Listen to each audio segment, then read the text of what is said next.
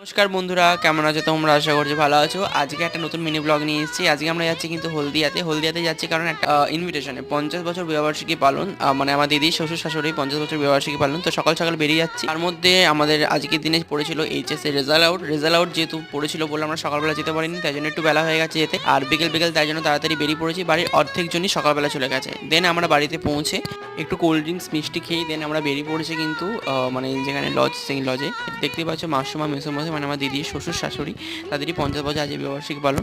তো তারপর আমরা চলে এসেছি এখানে স্টার্টার খেতে, যেহেতু আজকে ছিল প্রচণ্ড গরম। দিন চলে এসেছি এখানে স্টার্টার কাউন্টারে ছিল প্রচুর আইটেম, আর খাবারগুলো ছিল খুব সুন্দর।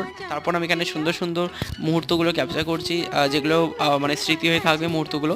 তারপর আমরা তাড়াতাড়ি করে খেতে বসে গিয়েছি, কারণ যেহেতু বাড়ি ফিরতে হবে। তো প্রচুর আইটেম ছিল খাবারের মধ্যে। সব থেকে বলতে পারো আমার ফেভারিট লেগেছে হলো মাটনটা, বাকিগুলোও ভালো লেগেছে। তো অত আইটেমের নাম আমার মনে নেই। যদি ভিডিওটা ভালো লাগে তো লাইক শেয়ার কমেন্ট আর সাবস্ক্রাইব করুন।